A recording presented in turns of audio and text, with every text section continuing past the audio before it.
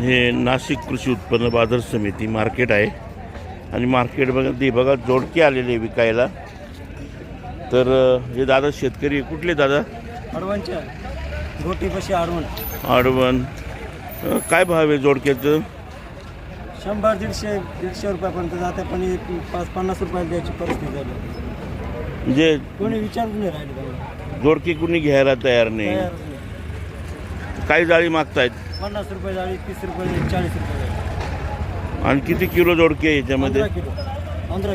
15 kilo जोडक्याला फक्त 30 रुपयामध्ये मागताय बघा। शेतकऱ्यांनी जगायचं का मरायचं? खर्च सुद्धा निघत नाही या ठिकाणी। अतिशय कवळे आणि छान छान जोडके आहे।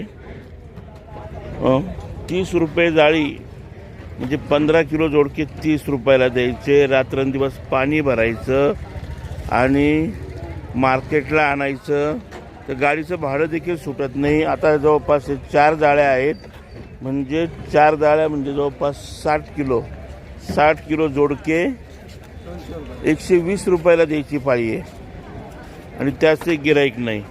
वाईट परिस्थिती आहे अतिशय। अगोदर काय भाव होता 15-20 दिवसापूर्वी जोडक्याला? 20 दिवसापूर्वी 400-500 रुपये जायचं एक जाळी। महायुद्धाचा परिणाम म्हणावा लागेल।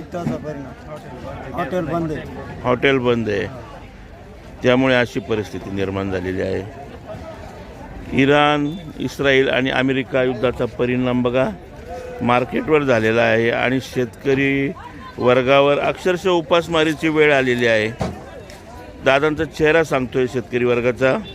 4 जाळ्यांना फक्त 100-125 रुपये आज घेऊन जाणार आहेत घरी ते, आणि तेही मार्केटला आता जवळपास 2-3 तासापासून आहेत ना तुम्ही? 2-3 तास झाले आणि तेही घ्यायला गिराईक नाही आहे। अतिशय वाईट परिस्थिती आहे।